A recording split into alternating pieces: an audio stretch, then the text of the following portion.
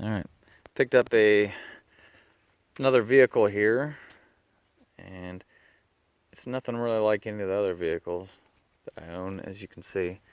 But a friend of ours was selling this Honda Civic, and the price was right. I picked it up for about $800, and I figured I would just, it's going to be a little bit of a project, but not really. The whole point of it is to spend as little money as possible. But I've already done a few little things to it, so I figured I'd go over what those things are. Alright, so first things first, when I got it, and I'll include a picture.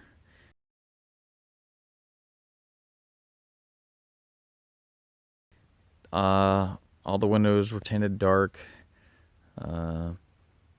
and mechanically it's in pretty good shape. Cosmetically there were some issues, which is mainly what I've addressed so far. I started by replacing all 4 wheel covers. I got the OEM genuine Honda ones on Amazon for $30 each. The ones that were on there, all the paint was peeling off of them, and they just looked like crap. So I replaced those. Then I went on to the headlights. The factory ones is more of a safety versus a visual or a cosmetic thing, but the factory ones were so fogged over that not a whole lot of light was getting out of them, honestly. So on these, this is a 99 Civic, but on the 96.0 Civics, it's a little interesting to change the headlight. You have to take the whole bumper off, but luckily it's very easy. There's just a few tabs under the hood, and then 1 bolt on each side and a couple under the bumper, and the whole cover just drops off. And then there's 4 bolts for each headlight, so that was easy. Besides that, there's some dents and dings in the door over here. We're starting to rust a little. I went ahead and already just put a little bit of spray touch-up paint on there. If you look at it in the right light, it doesn't look that great, but I mean, this is an $800 beater, so you know, it is what it is. Around the back, there's just little teeny tiny spots of rust here and there. I'm gonna give you an example. Like on this side, just real small little areas of surface rust that I can just touch up slowly. Just got done shampooing the inside. The inside of the car is really good condition. There's no rips and tears. A little bit of a strange smell. So just shampooed the carpets. And it was amazing how much brown and yellow liquid came out of the seats, considering it didn't really look like it. And obviously it's an EX, has the factory Honda sunroof or moonroof. Like I said, in really good shape. Came with a Pioneer stereo already installed. This car obviously was not all riced out. It's got a completely OEM exhaust, intake, everything on it. The only thing I plan to do on it, and it'd be performance, I guess you would even say, is to put a cold air intake on it, and that's just to help with miles per gallon. And not really looking for anything performance-wise. It's a Honda Civic. I've got other vehicles for that. So like I said, it's in pretty good shape overall. You know, scratches and such, but there's no rust on the underside of the car at all. Really good shape. Like I said, mechanically, pretty good condition. It does have 228,000 miles on it, which is a decent amount. But everything works on the car, including the air conditioning. The suspension's in really good condition, brakes, everything. Nothing needs replaced mechanically, except for the hood latch. Right here, as you can see, it came with this nice tool in the glove box to open the hood. So, hey, whatever.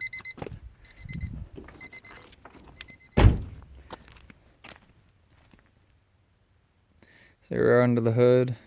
Everything's stock. The one mechanical issue with this car is that they said that they had to they check the oil every week, and you know, between oil changes they'd have to put at least a quart of oil in it. So I was thinking, man, old car, 220,000 miles, probably burns oil. while it does not burn oil in the engine, it's actually leaking oil. And what it's doing is it seeps oil out of the gaskets, and then some of it drips on the exhaust manifold, and you can smell like, you know, a burning oil smell every now and then. I guess that's kind of common on these engines. You know, they leak from everywhere. They can leak from around the valve cover gasket. They can leak from, you see there's obviously some oil seepage around the distributor where it bolts to the engine. And then also from underneath, it looks like possibly the oil pan gasket is leaking, which all of those can be replaced relatively easily. I went ahead and tried just doing a complete oil change with some Valvoline Max Life. And it's, you know, for the high mileage engines, it's got some chemicals in it that help seal or swell old gaskets to slow leaks down or stop them. And I also put an additional additive in there that's supposed to boost that process even more. It did almost completely stop the leaks, I'm happy to say. Now we'll just have to see. I've only got a couple 100 miles on it. We'll see how long it lasts. Maintenance wise, I think all I'm really going to do is I need to replace the drive belt here. I probably should do the timing belt. I have no idea if or when it's ever been done. There's no maintenance records for it, just some oil change maintenance records. So if it's the original one, it's way overdue. But this is the I think it's the Y8 engine, D16Y8, something like that. The EX, it's a single overhead cam VTEC engine, which doesn't mean a whole lot. It's not like it's fast or anything. It's a Honda Civic, but nonetheless, it's a nice little car. Gets really good gas mileage, and like I said, it's hard to find something nice for $800 these days. The reason we got it was to have something to hook up to the motorhome, take with us on trips. So I'll document the little projects that I do here and there. The main plans, really all I have left that I want to do to it is, like I said, I'm going to replace the factory intake, because everything I read says that it's very restrictive and you will notice some performance gains from that. I'm more looking for better mileage and a healthier note.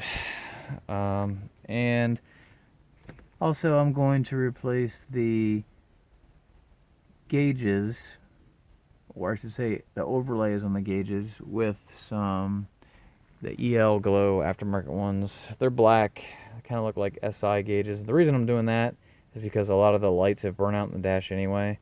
So instead of just going in there and replacing the bulbs, you know, it's like $25 for a set of the EL Glow overlays. So for the same price, I can get something to look at on the dash. Feel free to leave me a comment. Tell me how you think I did for $800. I said, I don't think it's too bad. By the time I get done doing everything I'm going to do to the car, I should only have about $1,000 into it. I think it's a decent investment. And maybe we'll have something to tool around town in here.